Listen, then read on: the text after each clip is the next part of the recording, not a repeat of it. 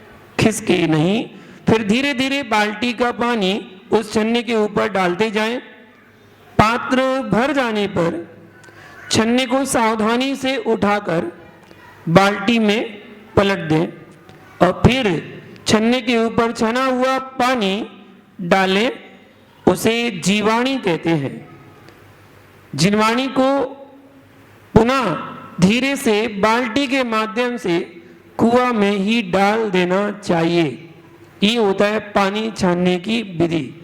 ऐसे क्रम से अगर हम पानी छानते हैं तो हमारे अंदर हृदय करुणा रहती है। और यथार्थ में जैनागम में जो पानी छानने की विधि बताई गई है वो ऐसी ही बताई गई है। आज वर्तमान में जो पानी छानते हैं लोग, वो पानी छना अनछना बराबर ही होता है, क्योंकि वो छन्ना नल में ही लगा होता है। जब छन्ना नल में ही लगा रहता है तो उसमें ना जाने कितने जीव उसी में ही छनकर मरते रहते हैं। जब वो छन्ना पीला हो जाता है, लाल हो जाता है, उसके बाद उस छन्ने को बदल दिया जाता है, दूसरा छन्ना लगा दिया जाता है। उसमें ना जाने कितने असंख्यात जीवों को छान कर उसमें ही मरण को वो प्राप्त हो गए। इसलिए उन छन्ने का भी रंग बदल जाता है। पानी से रंग नहीं बदलता है, जीवों के मरने से रंग बदलता है। इसलिए पानी छानने की विधि को अच्छी तरह से जानकर समझकर हमें घर में पानी छानना चाहिए। और साधु के आहार में पानी इसी विधि से छानना चाहिए। उत्तम विधि तो यही है। बाकी तो हम लोग बुलवा लेते हैं मन शुद्धि, वचन शुद्धि, काय शुद्धि, आहार जल शुद्ध है। आपने बोला है, दोष आपको लगेगा, इसलिए विशेष तौर पर जानना चाहिए। अब बात ये आती है, आज नई जनरेशन कहती है पानी क्यों छानना चाहिए, पानी क्यों छानना चाहिए। बिना छने पानी में असंख्यात सूक्ष्म जीवों की उत्पत्ति होती रहती है जो हमारी आंखों से दिखाई नहीं देते हैं। सूक्ष्मदर्शी यंत्र आदि की सहायता से देखने पर वैज्ञानिकों ने पाया कि एक अनछने पानी की बूंद में 36,450 जीव पाए जाते हैं जो हमारे पेट में पहुंचकर विभिन्न प्रकार की शारीरिक बीमारियों को जन्म देते हैं। एक जीव भक्षण से हिंसा जैसे महापाप का हमें बंद होता है, इसलिए पानी छानना आवश्यक बताया गया है। इतने जीवों की आप रक्षा कर सकते हैं, इसलिए पानी छानकर ही पीना चाहिए। पानी छानने के बाद क्या पुनः जीव उत्पन्न होते हैं? हाँ, पानी छानने के उपरांत उसमें एक मुहूर्त 48 मिनट के बाद पुनः जीवों की उत्पत्ति प्रारंभ हो जाती है। तो जब पानी में पुनः जीवोत्पत्ति हो जाती है तो फिर 48 मिनट बाद पानी दूसरा भरना चाहिए? जिज्ञासा नहीं। यदि पानी को छानने के उपरांत उसे छने हुए ठंडे पानी में विजातीय पदार्थ जैसे लौंग, इलायची, सौंफ, चंदन आदि का चूर्ण मिला दिया जाए जिससे पानी का रंग बदल जाए। शर्त क्या रखी है? रंग बदल जाए। अगर आप लौंग ऐसी डाल रहे हैं, केवल ऊपर से 100 पीस में डाल दी, हमने लौंग डाल दी, ठीक है ना, तो वो प्रासुक पानी नहीं कहलाएगा। उस पानी का रंग बदलना चाहिए।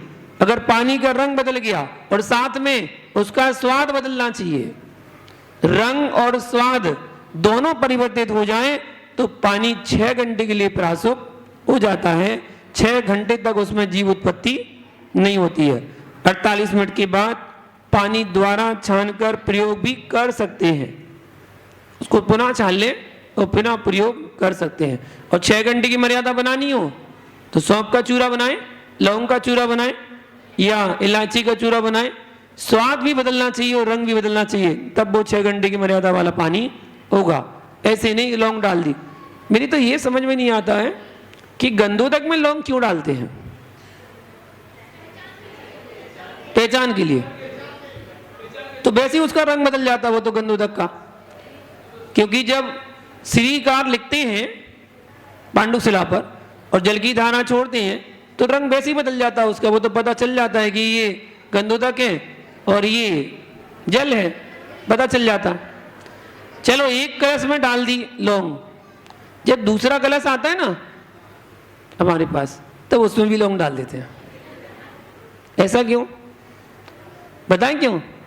आदत पड़ गई है। अच्छा, बोले इतना ज्ञान नहीं है हमें कि गंधोदक कौन है, जल कौन सा है, हम पलट ना दें, इसलिए वो पहचान के लिए लौंग डाल के भेजी जाती है कि लौंग डाल दो, याद रहेगा मुनिराज को कि कौन सा गंधोदक है कौन सा जल है। ऐसे ही मतलब हमसे गलती ना हो जाए। अच्छा अच्छा, हमारा कितना ध्यान रखते हैं आप लोग, बहुत अच्छे लोग हैं, बहुत बढ़िया, हमारा ध्यान रखते हैं हमसे गलती ना हो जाए। हाँ, ये परिपाटी शुरू की गई थी, ये परिपाटी है, ये शुरू मालूम तब की गई थी जब पानी को प्रासुक नहीं करते थे लोग। कहीं कहीं मंदिरों में पानी प्रासुक ना करते हुए केवल लौंग डाल के प्रासुक मान लेते हैं, लौंग डाल लिए बोले प्रासुक हो गई, ऐसा मानते हैं। क्योंकि बोले 6 घंटे तक मर्यादा रह जाती है, तो भगवान का अभिषेक 6:30 बजे अपन ने किया और 12:30 बजे तक 6 घंटे हुए, तो 12 बजे तक तो मंदिर खुले रहते हैं और फिर उसके बाद माली बंद कर देते हैं सफाई के लिए, तो फिर उसका गंधोदक विसर्जन हो जाएगा। इसलिए 6 घंटे की मर्यादा को पानी की बनाने रखने के लिए लौंग डाली जाती थी। लेकिन अब वो परिपाटी बन गई कि हमें लौंग डालना अनिवार्य है, तो लौंग डाल देते हैं। कहीं कहीं जल में लौंग डालने लगे, गंधोदक में नहीं डालते हैं। अब अपनी अपनी परिपाटी है, मैं तो सब जगह देख कर आता ना, इसलिए तो मैंने वहां भी पूछा कि ये जल में लौंग क्यों डालते हैं, तो उन्होंने भी बताया, बोले पहचान के लिए।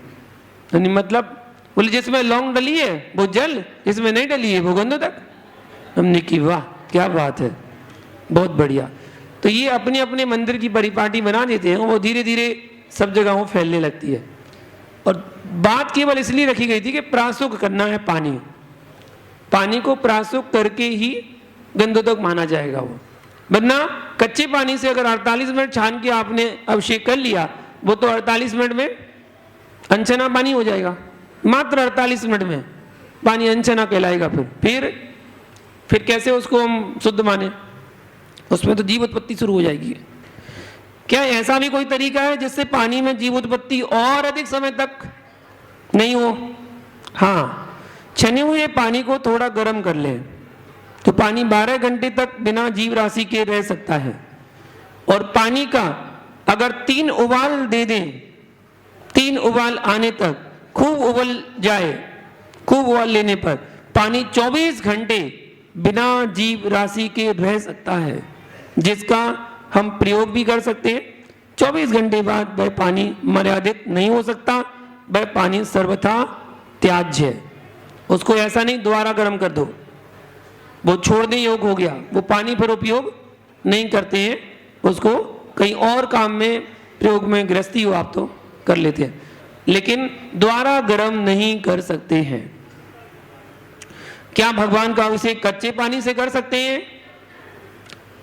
देखिए, कहीं किसी अपेक्षा से आचार्यों ने बोला है कर तो सकते हैं लेकिन करना नहीं चाहिए, कर तो सकते हैं लेकिन करना नहीं चाहिए, क्योंकि 48 मिनट बाद पानी अप्रासुक हो जाता है, अर्थात जीव उत्पत्ति होने लगती है और मंदिर जी में गंधोदक काफी देर तक रखा रहता है, जो जीव राशि के कारण लेने योग्य नहीं रहता है। और प्रतिमा जी या वेदी पर कुछ हिस्सों में पानी लगा रह जाता है मार्जन करते समय, तो जो जीव हिंसा में कारण बनता है। और गर्म पानी अगर लगा भी रह गया, अगर लगा भी रह जाता है, जो जीव हिंसा में कारण बनता है, गर्म पानी 24 घंटे की मर्यादा रखता है, तो 24 घंटे में पुनः अभिषेक होता है, जिससे जीव हिंसा नहीं हो पाती है। वैसे तो पानी वो तुरंत सूख जाता है, 2 मिनट 5 मिनट 10 मिनट में सूख जाएगा, अपने आप ही सूख जाता है, गर्मी मिलती है, उष्णता मिलती है तो पानी सूख जाता है। इसलिए भगवान का अभिषेक अगर हो तो गर्म पानी से, प्रासुक पानी से ही अभिषेक करना चाहिए। जो ये परंपरा वहां की है जहां पर तुरंत अभिषेक किया, गंधोदक बनाया और उसको तुरंत विसर्जन कर दिया। ये परंपरा वहां की है कि तुरंत पानी छाना और उसका उपयोग में ले लिया। कच्चे पानी में विजातीय पदार्थ लौंग आदि डालकर भी तो अभिषेक कर सकते हैं, हाँ कर सकते हैं, लेकिन लौंग आदि डालने का यह बिल्कुल मतलब नहीं है कि बाल्टी भर पानी में 2-4 लौंग डाल दें तो पानी प्राशुक हो गया। पानी का पूरा रंग लौंग के समान होना चाहिए, इतनी लौंग डालते हैं तब पानी प्राशुक होता है। इसलिए सर्वश्रेष्ठ तो यही है कि पानी को अग्नि से प्राशुक करके गर्म करके अभिषेक आदि करना चाहिए। जब गर्म पानी सर्वश्रेष्ठ है तो पानी प्राशुक करने की जो विजातीय पदार्थ मिलाने की विधि क्यों बताई गई? जब पानी प्राशुक का तो एक ही विधि बताते हैं ना, पानी को गर्म करना है। देखिए, द्रव्य, क्षेत्र, काल और भाव के अनुसार, अर्थात जहां पानी गर्म करने की सुविधा ना हो ऐसे क्षेत्र में हम पहुंच जाते हैं, वहां अभिषेक पूजन से वंचित ना रहे, इस कारण से लौंग आदि मिलाने का विधान आचार्यों ने बताया है। सुविधाजनक स्थान पर तो पानी गर्म ही करना चाहिए। जहां ऐसे स्थान पर पहुंच गए जहां पानी नहीं मिल रहा है, उसके लिए बताया कि तुरंत उसमें प्राशुक कर सकते हैं। क्षीर सागर के जल से जन्माभिषेक करते समय देवताओं ने तो पानी ही नहीं छाना होगा। क्षीर सागर से जल का अभिषेक हुआ ना, तब तो देवताओं ने तो पानी को छाना नहीं था। क्षीर सागर के जल में जीवोत्पत्ति अर्थात त्रस और स्थावर जीव नहीं पाए जाते हैं, वह सदा प्राशुक ही रहता है, इसलिए उसको छानने की आवश्यकता नहीं होती है। क्या पानी छानते समय छन्ना हेडपंप में लगा सकते हैं, जो आजकल लगाने लगे? नहीं, छन्ना हेडपंप में लगा सकते हैं, लेकिन कैसे? उसका अंश मात्र भी नहीं निकलना चाहिए।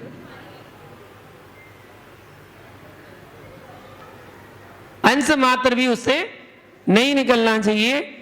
पानी भरने के उपरांत नल से तुरंत छन्ना अलग करके जीवाणु के यथास्थान उसको पहुंचाना चाहिए। छन्ना नल में बंधा रहने से अनंत जीवों के प्राणों का वियोग होता है, क्योंकि छन्ना लगा लगा सूख जाता है और उसके सारे जीव उसी में मर जाते हैं। यह अविवेक पूर्वक क्रिया है। और वैसे भी नल में छन्ना ठीक से नहीं लगता, आजू बाजू से अनछना पानी भी निकल सकता है, इसलिए पात्र में ही छन्ना लगाएं तो उत्तम विधि कहलाती है। कुएं की जीवाणी तो कुएं में कर सकते हैं, हैंडपंप की जीवाणी कहां करना चाहिए? देखिए, नल की जीवाणी पास में ही बनी स्वच्छ साफ कीचड़ रहित बहती हुई नाली में कर सकते हैं, जो स्वच्छ हो। यदि जीवाणी नहीं करते तो पानी छानने की परंपरा का लोप हो जाएगा। इसलिए जीव रक्षा के भावों को प्रबल बनाए रखने के लिए ये क्रिया करना चाहिए, उचित है और सबको करना चाहिए। पानी तो छानना ही चाहिए, बिना छने पानी का प्रयोग नहीं करना चाहिए। ठीक है ना? इस प्रकार पानी छानने संबंधी आपने कुछ जानकारी ली। अब समय हो गया है और आगे कार्यक्रम है। आज के लिए इतना ही, आगे और आपको जिज्ञासा संबंधित और समाधान करेंगे। आज के लिए इतना ही। जय बोलो शांतिनाथ भगवान की। प्रश्न मंच तो निकलना नहीं आज? चलिए, पूछ रहा हूं, कहानी वाली बुक है, देखते हैं किसको मिलती है। ठीक है, सबको चाहिए? अच्छा, एक क्वेश्चन का जवाब दो पहले, उसके बाद एक सेंटेंस बता रहा हूं मैं आपको। वो सेंटेंस किसने बोला था? अगर आप बता सके एक बार में तो बताइएगा। Hello hello hello hello. अच्छा, सेंटेंस छोड़ो, चटपटा क्वेश्चन बता दीजिए। अच्छा, आपके पास कुछ पैसे हैं, कुछ पैसे हैं, अपने पैसों को चुटकी बजाते ही डबल करना है। कैसे करेंगे? चुटकी बजाते ही डबल करना है, बस चुटकी बजी और डबल पैसे हो जाएं। कैसे करेंगे बताइए? तो क्या नहीं, अब तो हो चुका क्वेश्चन। जवाब दिया तो तुरंत कहानी वाली बुक मिल जाएगी आपको। बस चुटकी बजी और पैसे डबल। वो कौन सा स्थान है? कैसे कर सकते हैं आप? किसी को आ रहा है क्या? क्वेश्चन कैसा है? चटपटा। तो जवाब भी कैसा होगा बताइए? चैट जीपीटी भी नहीं बता पा रही है इस क्वेश्चन का जवाब, तो सब लगे खोजने में लेकिन फिर भी नहीं बता पा रही है। ज्ञानी मां आ जाइए, आप अपना माइक संभालिए। नहीं आ रहा क्वेश्चन? क्या आ गया? हाँ मधु जी बता रही हैं। उसको बिल्कुल सही जवाब, कांच के सामने ले जाएंगे, चुटकी बजाते ही वो डबल हो जाएंगे, एक अपने पास और एक कांच के पास। बिल्कुल सही जवाब। आ जाइए, हमारे हाथ से मिल रहा है। वाह, एक रोज दे दिया करेंगे, ठीक है?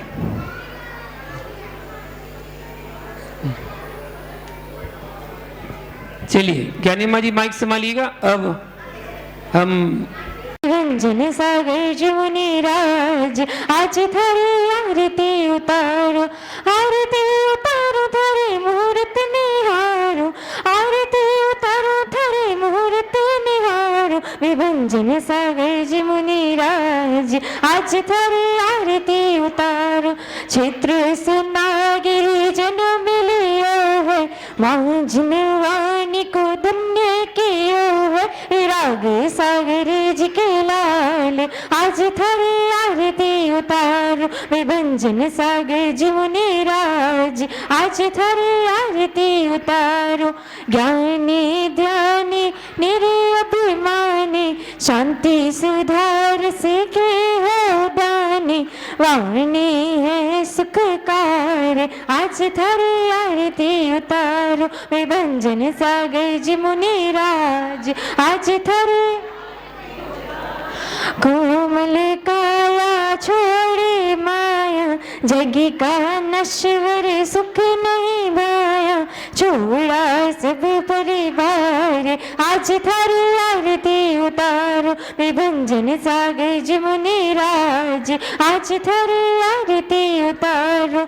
मोक्ष बधू तुम्हें को अति प्यारे, गुरु महिमा तुमसे जग जाने। करो जगत उद्धार, आज थारी आरती उतारो। विभंजन सागर जमुनी राज, आज थारी आरती उतारो। स्वर्ण रत्न में आरती भाई, केवल ज्ञान मिले सुखदाई। युग युग जियो मुनि राज, आज थारी आरती उतारो। विभंजन सागर जमुनी राज, आज थारी आरती उतारो। चौथी आरती सिर उपजाया, दर्शन देख तो पाप पलाया। पांचवी आरती साधु तिहारी, कुमति विनाशन शिव अधिकारी। शरण में लो मुनि राज, आज थारी आरती उतारो। विभंजन सागर जमुनी राज, आज थारी आरती उतारो। विभंजन सागर जमुनी राज, आज थारी आरती उतारो।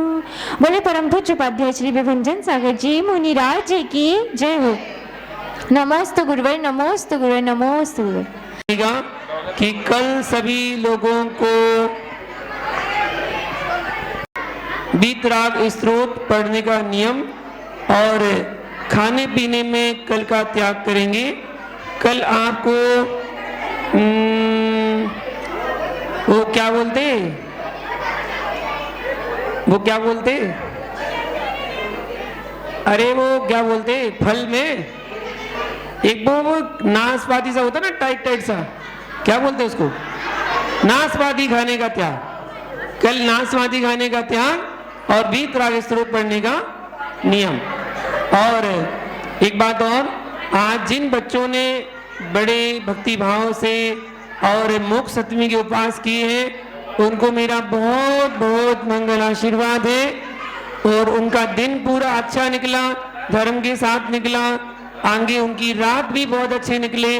प्रातः काल बहुत अच्छे भावों से, उदास मन से नहीं, अच्छे भावों से भगवान के दर्शन करने के लिए आए। दर्शन करने के बाद फिर अपनी पालना करें। उन लोगों को मेरा बहुत बहुत आशीर्वाद। कि हमें गुरुवर का सानिध्य प्राप्त हुआ, ये हमारे लिए परम सौभाग्य है। तो निर्वाण कल्याणक महोत्सव की आराधना आपने प्रातः बेला में मंदिर जी में गुरुवर के सानिध्य में प्राप्त की। बाकी के शेष बचे हुए 4 कल्याणक यहाँ पर छोटे छोटे बच्चों के माध्यम से प्रस्तुत किए जाएंगे। मैं सबसे पहले आमंत्रित करता हूँ आज की शुरुआत के लिए मंगलाचरण के लिए। चूंकि गुरुवर जहाँ विराजमान है वहाँ मंगल ही मंगल होता है, मंगलाचरण की आवश्यकता नहीं है, लेकिन परंपरा अनुसार सबसे पहले बिटिया विशुद्धि मंगलाचरण के लिए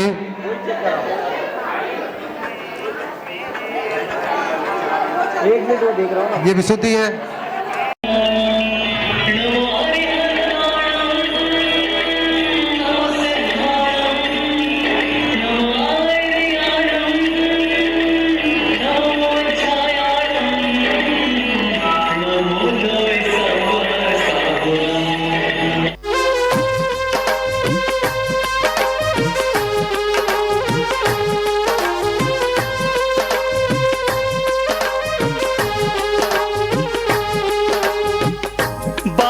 संवलिया कजरा रे मोटे मोटे तेरे नैन, हाय नजर ना लग जाए, नजर ना लग जाए, नजर ना लग जाए। बाबा संवलिया कजरा रे मोटे मोटे तेरे नैन, हाय नजर ना लग जाए, नजर ना लग जाए, नजर ना लग जाए। बाबा संवलिया कजरा रे मोटे मोटे तेरे नैन।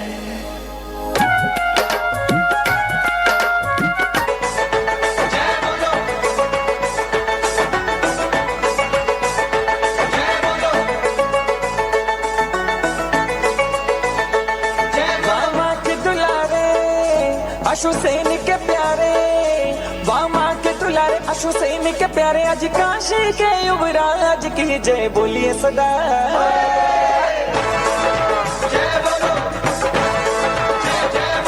जय बोलिए जी पारसनाथ की, जय बोलिए सदा। जय बोलिए जी पारसनाथ की, जय बोलिए जी पारसनाथ की।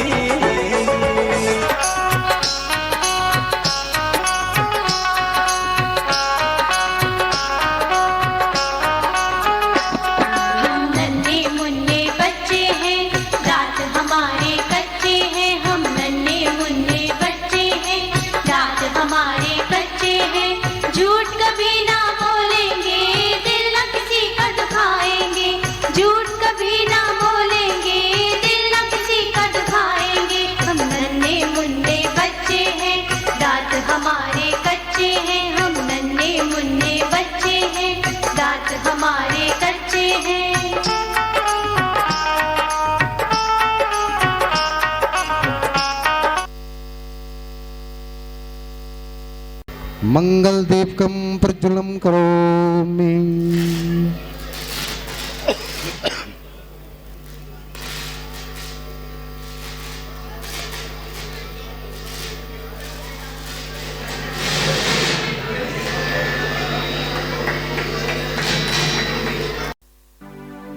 प्रभु वीर ने मुक्ति का पथ दिखाया, पथ को हमने ही पंथ बनाया, पथ के ऊपर एक बिंदु लगाया, बिंदु में उलझे सिंधु भुलाया।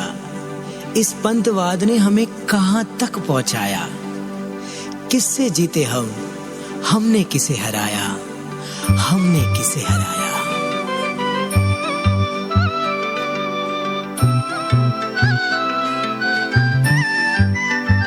रहे हम महावीर के ही बनकर, ना श्वेतांबर ना दिगंबर, हम जैन हैं, कहो हम जैन हैं।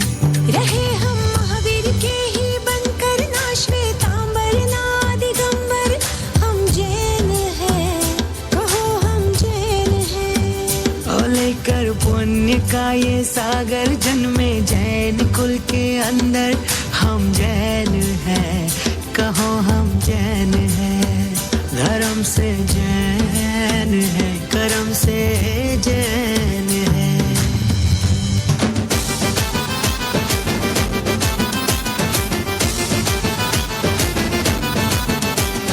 अवसर बड़ा प्यारा आया आया, निर्वाण लाडू चढ़ाया। अवसर बड़ा प्यारा आया आया, निर्वाण लाडू चढ़ाया। हम भी जाए मोक्ष नगरिया, हम भी जाए मोक्ष नगरिया, ऐसा भाव बनाया। अवसर बड़ा प्यारा आया आया, निर्वाण लाडू चढ़ाया। अवसर बड़ा प्यारा आया आया, निर्वाण लाडू चढ़ाया।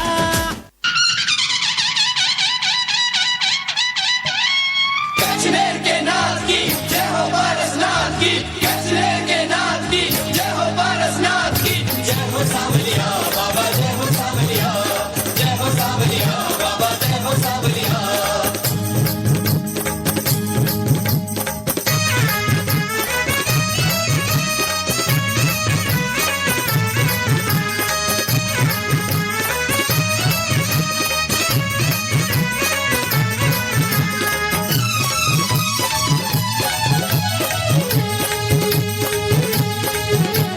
देवा हो देवा, पारस देवा, तुमसे बढ़कर कौन, स्वामी तुमसे बढ़कर कौन। देवा हो देवा, पारस देवा, तुमसे बढ़कर कौन, स्वामी तुमसे बढ़कर कौन। और तुम्हारे भक्त जनों में हमसे बढ़कर कौन, स्वामी हमसे बढ़कर कौन।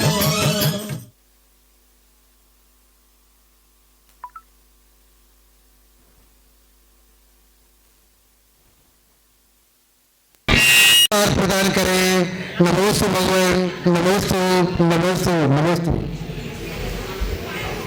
अंतिम पहर में उन्हें 16 स्वप्न दिखाई देते हैं।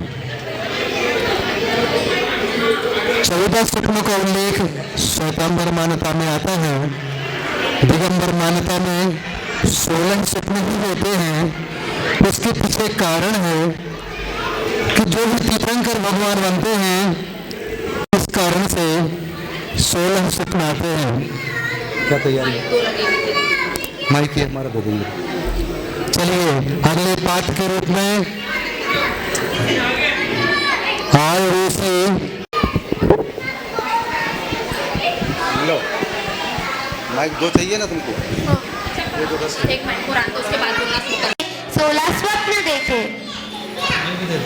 कौन से? पहला स्वप्न ऐरावत हाथी देखा, दूसरा स्वप्न 2 बैल, तीसरा स्वप्न सिंह देखा, चौथा स्वप्न लक्ष्मी, पांचवा स्वप्न 2 मालाएं देखी, छठा स्वप्न सिंह, छठा स्वप्न सिंह देखा, सातवां स्वप्न सूर्य, आठवां स्वप्न 2 कलश देखे, 9वां स्वप्न मछली, 10वां स्वप्न तालाब देखा, 11वां स्वप्न समुद्र, 12वां स्वप्न सिंहासन देखा, 13वां स्वप्न विमान, 14वां स्वप्न नरेंद्र भवन देखा, 15वां स्वप्न रत्न राशि देखी, 16वां स्वप्न धुआंधार अग्नि देखी। हे स्वामी, इन स्वप्नों का क्या अर्थ होगा? हे प्राण प्रिय, हे प्राण प्रिय, इन स्वप्नों का अर्थ है कि आपके उदर में एक तीर्थंकर बालक का बोलो चल बोलो बोलो। इन स्वप्नों का अर्थ है कि आपके उदर में एक तीर्थंकर बालक का अवतरण हुआ है, जिनके द्वारा कई भव्य जीवों का कल्याण होगा। तो मेरे उदर में एक तीर्थंकर का जन्म हुआ है। मैं बहुत प्रसन्न हूँ। मेरी खुशी का कोई ठिकाना नहीं। और हे स्वामी, अब पूरे नगर में खुशियाँ मनाई जाए और अपन जिनेंद्र प्रभु के अर्चना के लिए मंदिर जी चलते हैं। हाँ देवी, चलिए मंदिर जी चलते हैं। उनको मंदिर घर में आते और उस उपलक्ष्य में नृत्य तांडव नृत्य के रूप में आ रहा है रिदान गोधा। तांडव नृत्य इसके बाद में। अरे मेरा सिंहासन क्यों कंपायमान हो रहा है? मैं अपने अभिज्ञान से पता लगाता हूँ। ओहो, जय हो जय हो जय हो, हे त्रिलोकीनाथ आपकी जय हो जय हो जय हो। सुनो सभी स्वर्ग के देवों, शीघ्र ही यहाँ पे उपस्थित हो। हमें काशी जाना है क्योंकि वहाँ तीर्थंकर बालक का जन्म हुआ है। हमें काशी पहुंचकर तीर्थंकर बालक का जन्म कल्याणक बनाना है। उसके पश्चात हमें तीर्थंकर बालक को पांडव शिला पर विराजमान कर उनका जन्माभिषेक करना है। जय हो जय हो जय हो। सभी स्वर्ग के देवों जल्दी उपस्थित हो। धर्मेंद्र की आज्ञा से उपस्थित होकर के काशी नगरी की ओर ऐरावत हाथी पर विराजमान होकर के भगवान का जन्म कल्याणक उत्सव मनाने के लिए एकत्रित होते हैं। ये सुमेरु पर्वत पर बालक पारसनाथ का अभिषेक किया जा रहा है, जो कलश 4 योजन चौड़ा, 8 योजन गहरा और 1 योजन मुख वाला विशाल है। और एक दिन के जन्म हुए तीर्थंकर भगवान के ऊपर ऐसे 108 कलश तो मुख्य और उत्तर कलश भक्ति भाव के साथ देव आनंद कलश भगवान के सिर पर ढोरते हैं और कितना उत्साह आनंद मनाते हैं, ये आप प्रत्यक्ष में देख रहे हैं। देखो उनके दाहिने पैर में क्या लिखा है? ओहो जय हो जय हो जय हो। आज तो प्रभु के 1008 कलशों से अभिषेक कर मेरे को तो आनंद ही आ गया। मेरा तो जीवन सफल ही हो गया। आज यह कलश कितने बड़े हैं, 1 योजन मुख वाले, 8 योजन गहरे और 4 योजन चौड़े। ओ जय हो जय हो जय हो। प्रभु तो बचपन से ही अतुल बल के धारी होते हैं। जय हो जय हो जय हो। अरे इनके चरणों पे तो सर्प का चिन्ह है, इनका नाम तो अवश्य ही पार्श्वनाथ होगा। जय बोलो पार्श्वनाथ भगवान की, पार्श्वनाथ भगवान की। सचिन राणी के भाई दो, इस प्रकार से प्रभु का अभिषेक होता है। सौधर्मेंद्र अपने सचिन राणी के साथ प्रमुदित होते हैं। सचिन राणी प्रभु के वदन को परिमार्जित करके नाना प्रकार के वस्त्र आभूषण परिधान पहनाते हैं। चलिए। हे स्वामी, आपने अभिषेक कर अपना जीवन, मैं प्रभु का श्रृंगार कर अपने नेत्र सफल कर लूं। ठीक है। इस प्रकार भगवान का अभिषेक होने के पश्चात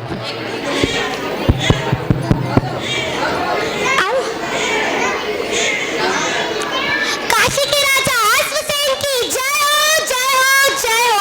आपके यहाँ तीर्थंकर बालक का जन्म हुआ है। लाइए मेरा उपहार दीजिए।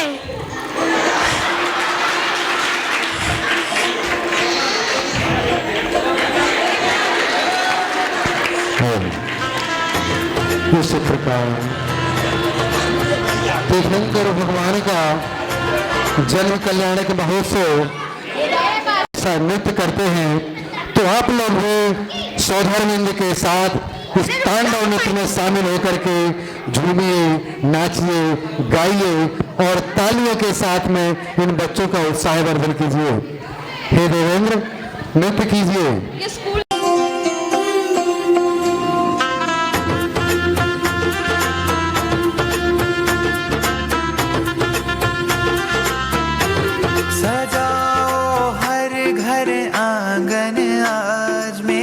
भगवान आए हैं, बजाओ ढोल स्वागत में मेरे भगवान आए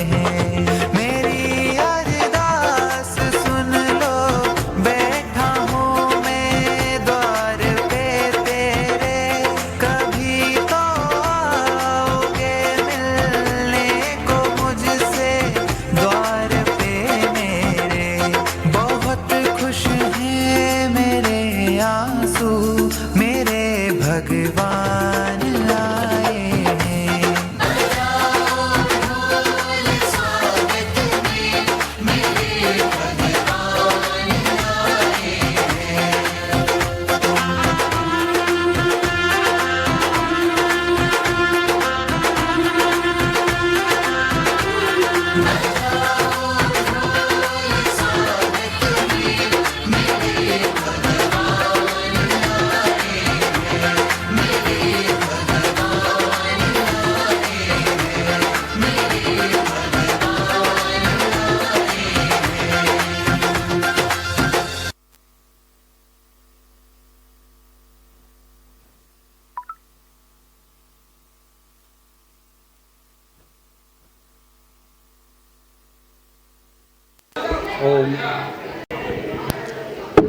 ओम इस प्रकार से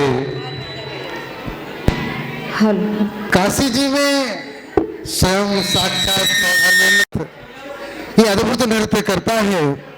आप लोगों को आनंद आया? किसने बोला? आपके मन ने बोला तो तालियां बजाओ। बोले परम पूज्य उपाध्याय श्रवण उपाध्याय गुरुवार 108 विभंजन सागर जी गुरुदेव की जय। अब देखिए पारस कुमार अब थोड़े बड़े हो गए हैं। पारस कुमार कितने बलशाली हैं, एक साथ 10-10 लोगों को पटक देते हैं। नाना भांति के खेल खेलते हुए उत्साह के साथ पारस कुमार धीरे धीरे वृद्धिंगत होते हैं। और स्मरण रखिए ये पारस कुमार के साथ खेलने वाले कोई साधारण बच्चे नहीं हैं, ये सभी देव लोग बालक का स्वरूप रख करके भगवान के साथ में बाल लीला कर रहे हैं। बाल लीला का सनातन धर्म में बड़ा विशेष महत्व होता है और हम लोग इसका आनंद ले नहीं पाते। कितनी सुंदर बाल लीला पारसनाथ भगवान की, महावीर भगवान की, आदिनाथ भगवान की, आदि आदि उन लीलाओं का कोई।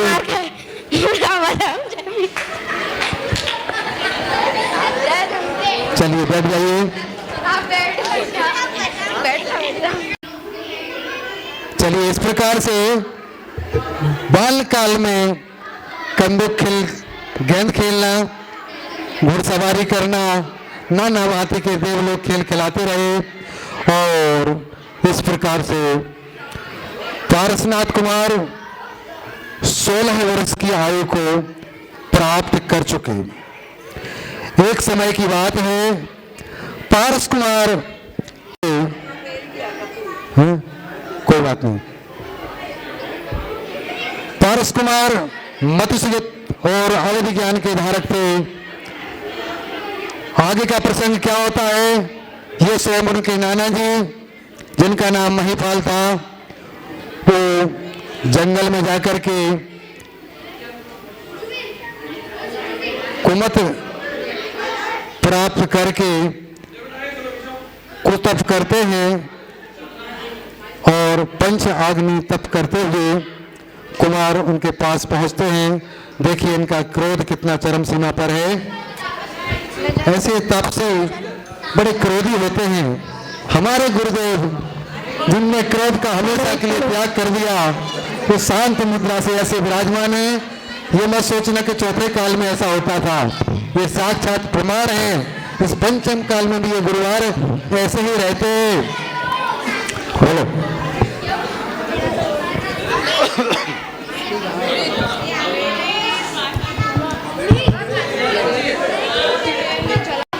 ओम। चलिए हाँ बोलो।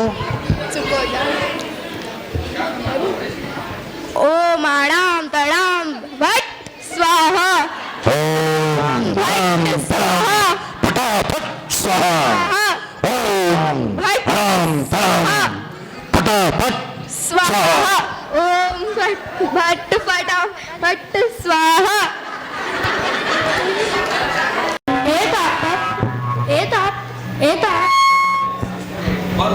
तुम ये अधर्म कर रहे हो। इस प्रकार मिथ्या तप करने से पाप कर्म नष्ट नहीं होते इस अग्नि में लकड़ी जल रही है, उसमें बेचारे नाग नागिन का क्या दोष है? तुमने तुमको बेकसूर ही जला दिया। अरे मूर्ख बालक, तेरी भ्रष्टता, मुझ जैसी महान तपस्वी को तू प्रणाम नहीं कर सकता, और रिश्ते में भी मैं तेरा नाना हूँ, मुझे प्रणाम कर, प्रणाम कर। अरे और इसमें अब तू मुझे सिखाएगा क्या धर्म और क्या अधर्म? बता, कहाँ है नाग नागिन? इस लकड़ी में तो नाग नागिन चल रही है। ये रे नाग नागिन। ए शिवो, तुम्हारा अंतिम समय है, तुम पंच परमेश्वर ध्यान करो। नमो हरिहंताणं, नमो सिद्धाणं, नमो आयर्याणं, नमो वज्रायाणं, नमो वे सर्वसारणं।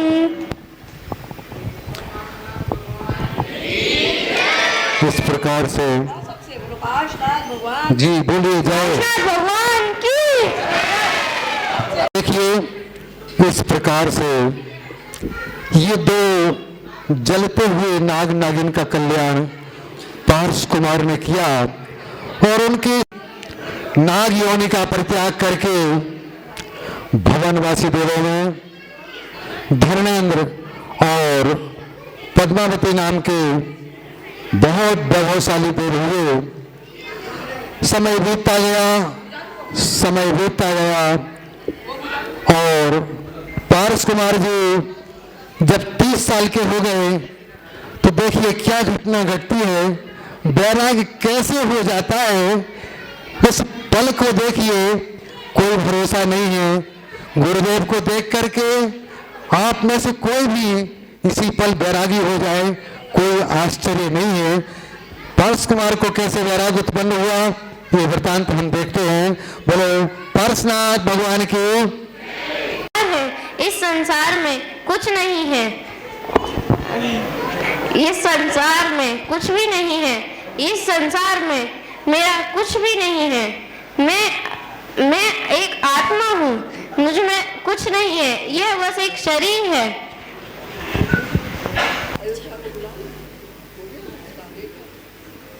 अयोध्या से जो दूत पधारे हैं उनका स्वागत है।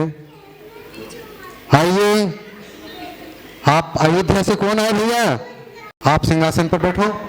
पारस कुमार जी बैठ जाओ। हाँ आप बोलो।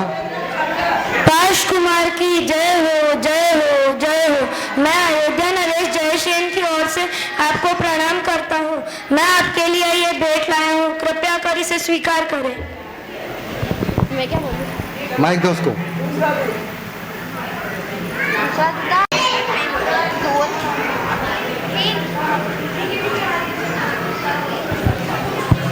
हे नाथ, आप तो सब जानते हैं, पर फिर भी आपकी आज्ञा हो तो मैं आपको बताती हूँ।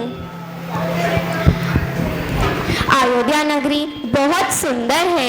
वहाँ बड़े बड़े शिखरों वाले जिनालय हैं, प्रजा खुश है, सभी लोग धर्म का पालन करते हैं। और वहाँ हमारे प्रथम कर भगवान श्री आदिनाथ का जन्म हुआ था। उन्होंने प्रयागराज में घोर तप करके केवल ज्ञान प्राप्त किया और आप बोलना हो हमारा जीवन व्यस्त है। ओहो, ऋषभदेव प्रभु ने अपने जीवन का पूर्ण सदुपयोग किया। अब मैं भी कल्याण के मार्ग पर जाऊंगा और एक भी पल व्यर्थ नहीं जाने दूंगा। माइक चालू रखो।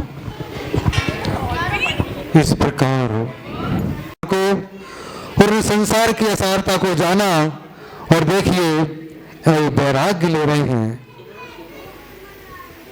शीघ्रता कीजिए, कुमार इतना समय नहीं लगाना। पंचमुखी का स्पंज करो, कपड़े खोलो, फटाफट बैठ जाओ। गुरुदेव विराजमान है यहाँ पे। बहुत बढ़िया भैया, अनुमोदना अनुमोदना। बैठ जाओ ध्यान से। यहाँ पे बढ़ाए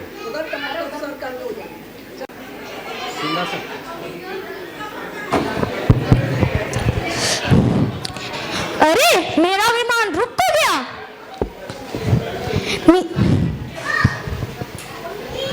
नीचे जाकर देखता हूँ।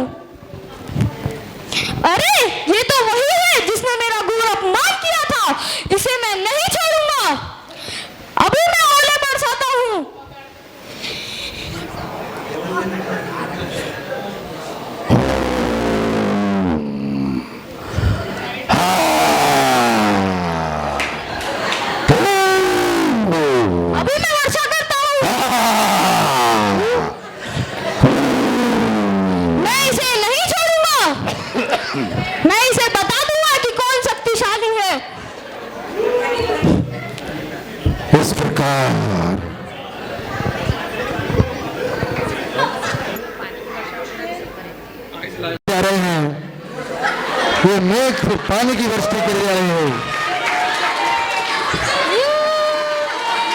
फिर भी पारस स्वामी अपने ध्यान से जरा भी विचलित नहीं होते हैं। आप लोगों को दृष्टिगत हो रहा है, बस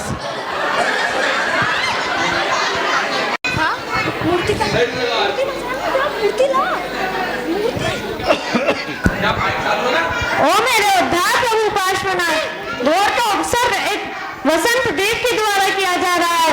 मुझे शीघ्र ही उपसर्ग का निवारण करना होगा।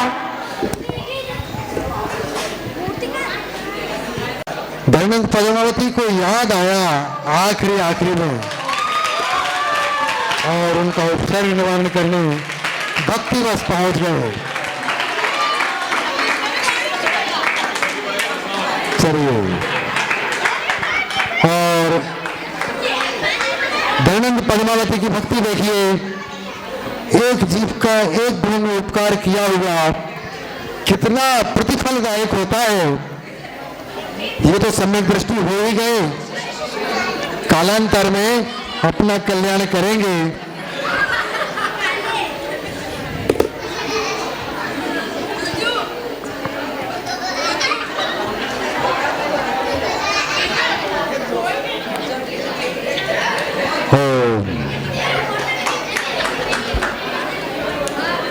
हो गया। हम प्रभु को केवल ज्ञान की प्राप्ति हो गई, इसके बाद क्या उत्साह होता है। ये विमानवासी देव, कौन से देव है भैया? व्यंतर देव है ना, कमट का जीव व्यंतर देव बना था। हाँ, क्षमा मांगो। हे भगवान, नमोस्तु नमोस्तु, मुझसे बहुत बड़ी भूल हो गई, मुझे क्षमा करें, मुझे क्षमा करें, मुझसे बहुत बड़ी भूल है।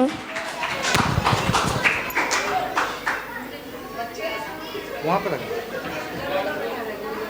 के पास 2 तोते थे, उसने एक तोता डाकू को दे दिया और दूसरा तोता साधु को दे दिया।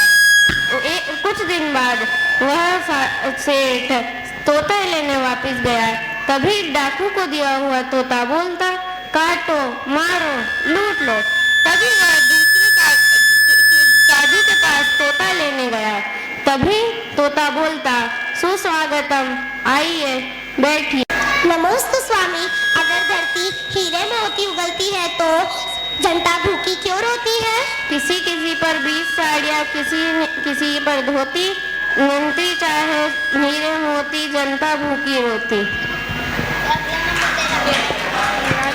किसका है? मंदिर में पाप करने से क्या होता है?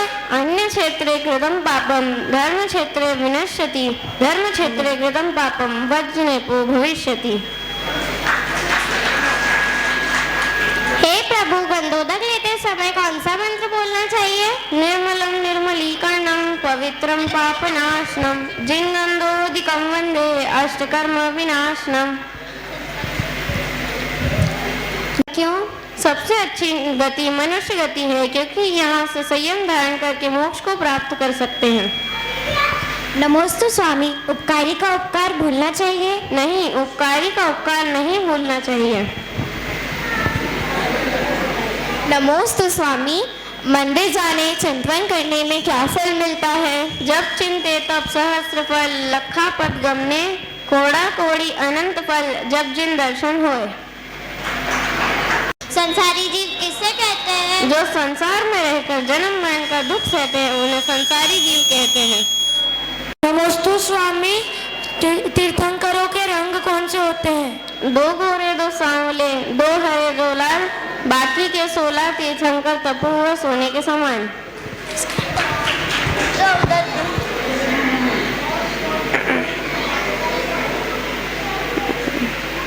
नमोस्तु स्वामी, आहार दान में कौन प्रसिद्ध हुआ? आहार दान में राजा श्रेयांश प्रसिद्ध हुए। नमोस्तु स्वामी। शास्त्रदान में कौन प्रसिद्ध हुआ? शास्त्रदान में कोंडेश नामक ग्वाला प्रसिद्ध हुआ। उन्हें पेड़ में शास्त्र मिला था। उस शास्त्र को उन्होंने मुनिराज को भेंट कर दिया था और आगे चल के वे कुंद आचार्य बने।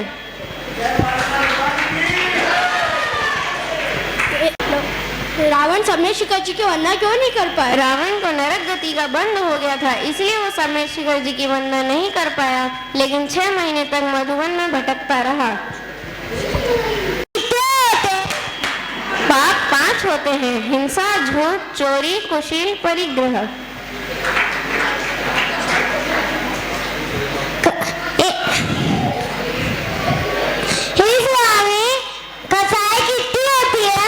कषाय 4 होती है: क्रोध, मान, माया, लोभ। तो तीर्थंकर कितने होते हैं? तीर्थंकर 24 होते हैं।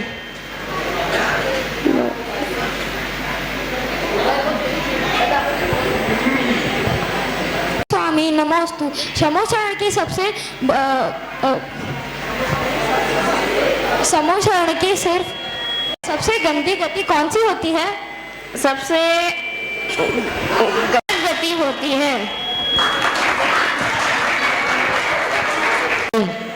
ये छोटे छोटे बच्चों ने अपरिहार्य परिस्थितियों के मध्य बड़ा सुंदर प्रस्तुतिकरण किया है। ये सबके लिए पूरी प्रशंसा करते हैं, इनकी अनुमोदना करते हैं।